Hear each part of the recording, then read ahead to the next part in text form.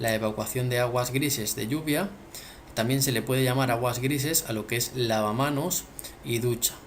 Y en cambio, lo que está conectado al inodoro se refiere a aguas fecales, ¿de acuerdo? Aguas negras. Tenemos también lo que es el sistema mixto. El sistema mixto combina las dos, es decir, pueden extraer de forma simultánea tanto las aguas de lluvia como las aguas residuales que estamos comentando. Entonces vamos a decir que este sistema primero, que es el sistema separativo, es el sistema que nos obligan a realizar en España. ¿De acuerdo? Entonces en España estamos obligados a utilizar este sistema separativo, por eso debemos de tratar de forma totalmente independiente la instalación. Además es recomendable hacerlo así. Muy bien, vamos a continuar con la explicación. En países desarrollados es obligatoria la separación de aguas grises de aguas fecales, aún no existiendo redes de evacuación separadas en el exterior del edificio. En edificios de nueva construcción es obligatorio prever una separación para, en un futuro, si la red externa a la vivienda se rehabilita o se reforma, refiriéndome a la red externa, a estas cañerías que tenemos aquí o alcantarillas, el edificio tenga ya prevista esta instalación de separación de aguas. ¿De acuerdo? Es decir, que aunque no haya una red separativa en el exterior, igualmente te obligan, lo cual es un poco contradictorio, pero así es. Entonces, esa es la teoría que tenemos que saber. Vamos a seguir bajando para continuar con esta teoría antes de entrar en el programa. Tenemos que diferenciar los elementos de la instalación. Tenemos las arquetas de registro. Es importante que diferenciemos el concepto de arqueta de registro sifónica con arqueta de registro de paso. Tenemos que entender que son diferentes. Una es sifónica, tiene un sistema en la cual evita el traspaso de olores de, por ejemplo, esta tubería que tenemos aquí a la izquierda con esta tubería que está a la derecha, es decir, tenemos este sifón por el cual no hay una circulación al revés, es decir, en sentido opuesto, contrario, para que entren olores indeseados a los cuartos húmedos. Tenemos una arqueta de paso, pues que simplemente es una arqueta, realmente se le llama registro. Lo que sucede es que se puede taponar la instalación, entonces cada 15 metros se colocan estas arquetas de paso obligatoriamente. ¿De acuerdo? Entonces es un sistema también para evitar en un futuro que se generen taponamientos. Entonces diferenciemos entre lo que es una arqueta de paso y una arqueta de registro, porque el programa les va a preguntar cuál quieren introducir, arqueta sifónica o arqueta de paso. Tenemos, por ejemplo, la normativa que habla de colocar arquetas sifónicas y cuando no. Es por ello que es necesario saber qué arqueta podemos y debemos colocar para un buen funcionamiento de la instalación.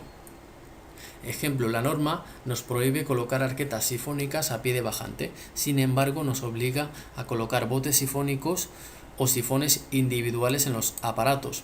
Las arquetas deberán de colocarse por si en un futuro se generan tapones en las tuberías, poder introducir sistemas que puedan eliminar la obstrucción. Se deberán de colocar arquetas cada 15 metros. Pozo de registro es formado por un espacio prefabricado in situ. Se puede hacer in situ o puede ser directamente prefabricado, incluso los hay de plástico que se colocan directamente en la obra y es mucho más fácil de ejecutar. También los hay que se hacen in situ a través de materiales cerámicos o de hormigón, como están viendo aquí a la derecha. Si la red es separativa, existirán dos pozos, uno para recibir las aguas grises provenientes de la lluvia y otro para recibir las aguas negras o fecales. Sigamos. Tenemos las situaciones de proyecto, reubicar inodoro, es decir, ¿qué es lo que pasa cuando la bajante está separado más de 1 metro del inodoro? Pues bien, por la norma de España no nos permitirían. Sin embargo, soy consciente de que en países de Latinoamérica esta condición no se tiene al pie de la letra, es decir, que en ocasiones se supera incluso los 2-3 metros en algunos proyectos que he tenido ocasión de revisar.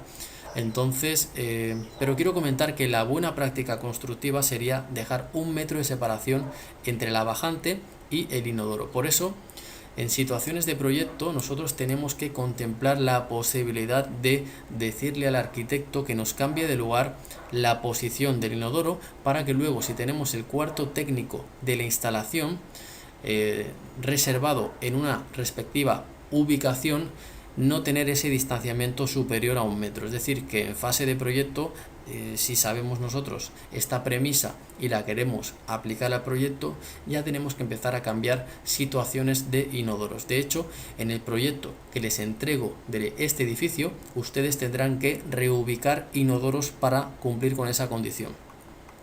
Un bote sifónico no debe dar servicio a aparatos sanitarios no dispuestos en el mismo cuarto húmedo que está instalado. Es decir, esto significa que un bote sifónico, vamos a explicar primero todo el concepto de bote sifónico. El bote sifónico es un elemento que se coloca de forma compartida con los elementos, en este caso lavamanos y bañera, en este caso, porque el inodoro tiene su bote especial. Es decir, internamente dentro de la misma pieza del inodoro tiene ya su sifón. Pero en el caso de no tener sifones individuales, tanto lo que es la bañera como la ducha o el lavamanos, entonces lo que se hace, se coloca un bote sifónico. Luego lo veremos en la instalación que vamos a ver a través del programa.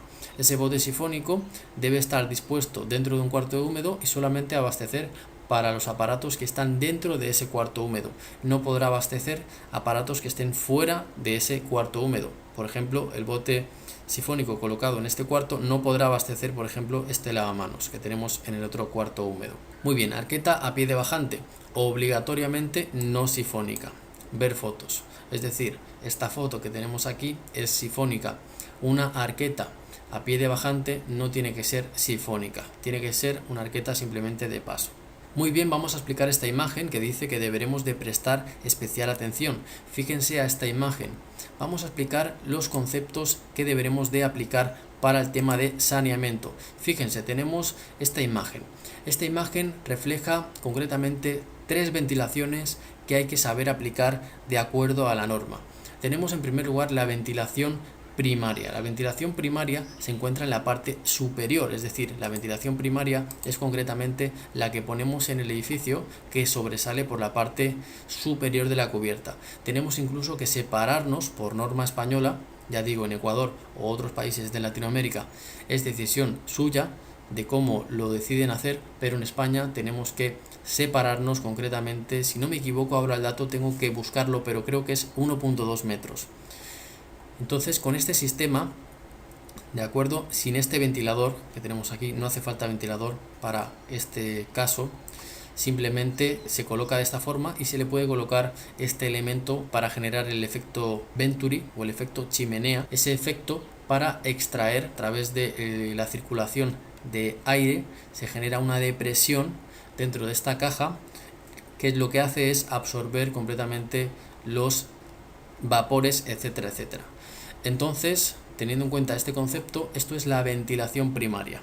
Regresamos aquí donde estábamos explicando y se ubica concretamente en la parte superior y siempre está en la cubierta. Tenemos por otro lado la ventilación secundaria. Fíjense donde dice columna de ventilación. Eso se le llama concretamente ventilación secundaria. Fíjense que tiene conexiones en lo que es todo el recorrido de la bajante.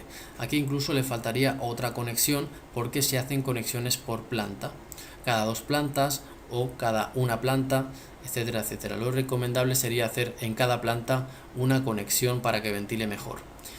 Es decir, fíjense que es paralelamente a la bajante, completamente recta, y paralela a esa bajante se van haciendo las respectivas conexiones. Ya digo, aquí podríamos hacer incluso otra conexión. Fíjense como aquí tenemos el colector normal que va recogiendo las aguas, en este caso aparece la figura de varios inodoros. Fíjense cómo está ventilando también una tercera columna, o mejor dicho, tercer tubo que está conectando directamente con estos elementos. Fíjense, de forma horizontal en la parte superior de ese colector está conectando con el final de cada sifón individual de cada inodoro. De esa forma se genera la ventilación terciaria. Entonces vamos a repetir, tenemos la ventilación primaria en la parte superior del edificio en forma de chimenea, tenemos ventilación secundaria en todo el trayecto de la bajante y tenemos ventilación terciaria ventilando individualmente cada elemento a través de este elemento horizontal que tenemos aquí, que no deja de ser una simple tubería conectada con la final de la bajante o el final de la bajante. Aquí está concretamente una arqueta en la parte inferior. Esta arqueta, por lo que hemos estado comentando, como está a pie de bajante, a final de bajante, no podrá ser una arqueta sifónica, tendrá que ser una arqueta de paso. Muy bien, ya hemos visto todo lo que tenemos que ver de la teoría, vamos a hablar un poco del dimensionado. Fíjense en este documento, concretamente es el documento que ustedes ya conocen, el documento básico de salubridad, que es el mismo para suministro de agua, etcétera, etcétera. Y tenemos concretamente en la página 113 toda la teoría que debemos de saber para dimensionar correctamente esta instalación. Aquí está, es un documento que podrán descargar del campus con total seguridad porque estamos hablando de norma. Ustedes tendrán que decidir si aplican esta norma para Latinoamérica o no. Nosotros vamos a dar trucos con el programa de CIPECAT MEP para aplicarlo de forma correcta, o podemos también trabajar con el programa de instalaciones y suministro de agua y evacuación de aguas y aplicar algunos trucos que podemos dar para dimensionar y adaptarnos a lo que están pidiendo aquí los promotores inmobiliarios y las empresas constructoras, que difiere un poco en lo que dice esta norma. Es decir, hay algunas cuestiones como por ejemplo la red de evacuación pluvial se sobredimensiona un poco en el programa de CIPECAT MEP y se puede aplicar algunas reducciones en lo que es el programa de instalaciones y suministro de agua, como vamos a ver en el curso.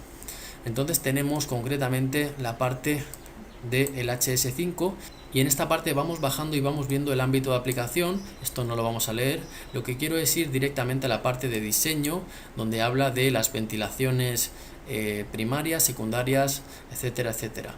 Quiero que nos fijemos también en los cierres hidráulicos, este concepto, lo que es un cierre hidráulico, los sifones individuales o sifones colectivos, en este caso los botes sifónicos que hemos hablado antes. Seguimos hacia abajo y vamos viendo también las pendientes mínimas que podemos utilizar, también dependiendo si la tubería es concretamente descolgada o empotrada, enterrada en este caso en el suelo. Difiere bastante lo que es el tema de pendientes de esos colectores. Llamamos a colector a tuberías horizontales y bajantes a las tuberías verticales. Seguimos y vemos concretamente las pendientes de los colectores enterrados. Fíjense que como mínimo la pendiente es del 2%, cuando muchos proyectos de Latinoamérica solamente se pone pendiente de 1 y con eso ya pasa, pero es una norma pues restrictiva que nos obliga a tomar algunas decisiones que es por nuestro bien en realidad, es para que no se generen tapones en la instalación.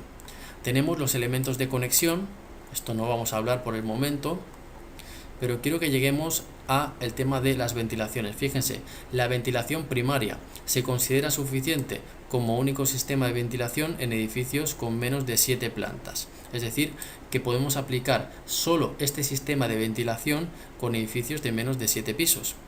¿De acuerdo? Vamos a seguir hablando de esta norma. Subsistema de ventilación secundaria.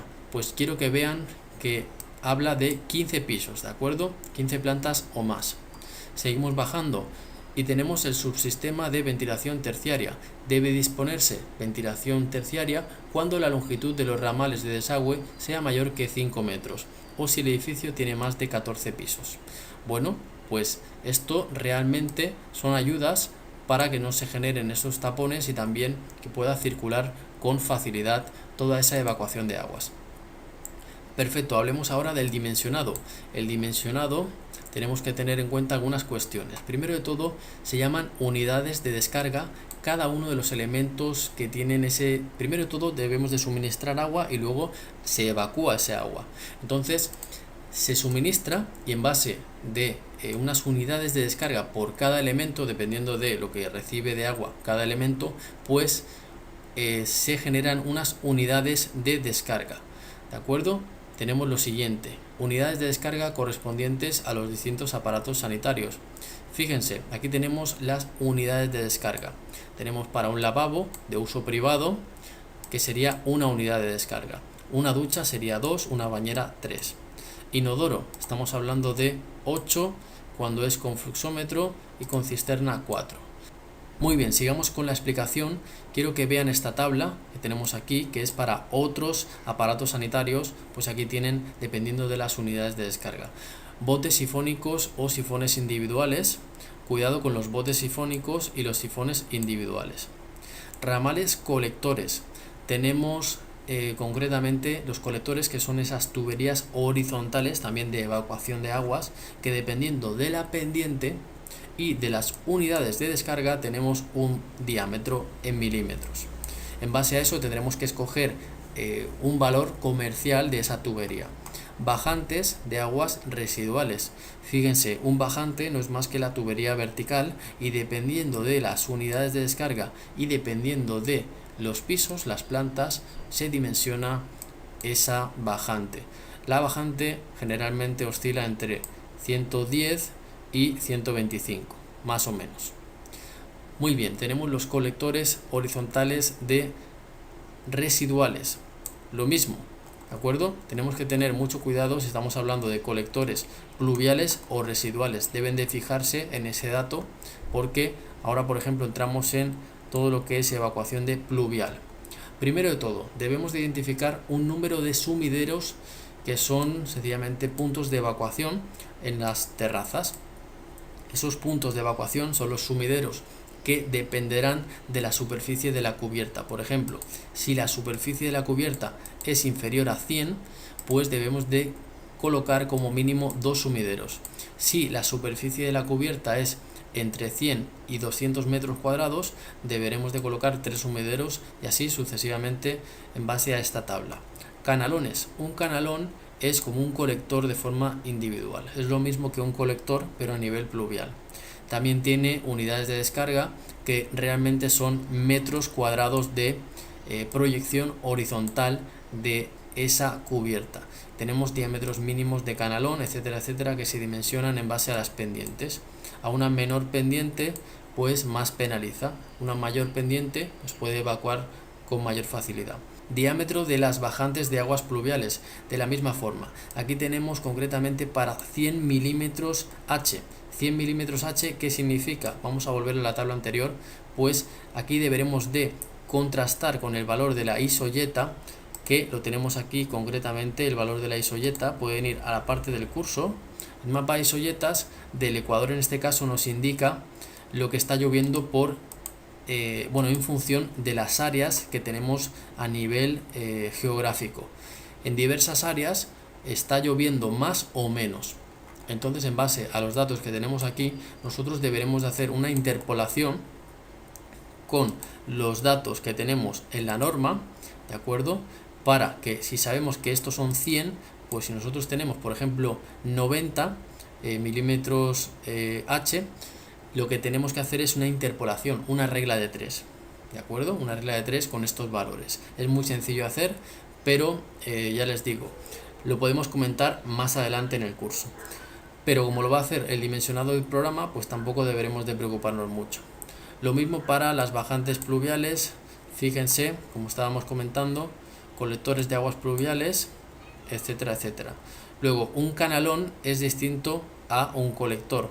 Un canalón está directamente conectado a esa pendiente de esa losa, ese forjado o ese tejado, mejor dicho. En cambio, un colector no es un canalón, ¿de acuerdo? Debemos de diferenciar entre colector y canalón. Canalón, ya hemos dicho que va directamente por la fachada. En cambio, el colector puede estar en medio de una terraza, por ejemplo, una terraza transitable que podamos tener en cualquier edificio. Dimensionado de los colectores tipo mixto, cuidado, porque también podemos dimensionar de forma mixta. Y el dimensionado de las redes de ventilación, la ventilación primaria, la ventilación secundaria. Nos habla de un gráfico para poder dimensionar la ventilación secundaria, que es muy sencillo. Dependiendo de las unidades de uso y el diámetro de la bajante, podemos tener concretamente esos milímetros, esos diámetros de ventilación con una longitud máxima efectiva. Tenemos concretamente otra tabla para la ventilación secundaria y finalmente tenemos la ventilación terciaria. Tenemos los diámetros y longitudes, y de la misma forma aplicaríamos la tabla con la misma forma análoga de la tabla anterior. Muy bien, para dimensionar los equipos de elevación vamos a suponer que tenemos un parqueadero y ahí nos llegan aguas de ese mismo parqueadero, por ejemplo.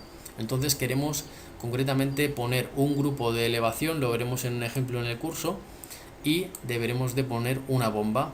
Para calcular esa cuestión y el caudal de la bomba deberemos de satisfacer esta expresión que tenemos aquí. Muy bien, cálculo de las bombas de elevación. Aquí lo tenemos, todo lo que necesitamos saber para calcular esas bombas de elevación. Y esto es una teoría para que ahora entendamos todo lo que vamos a hacer con el programa.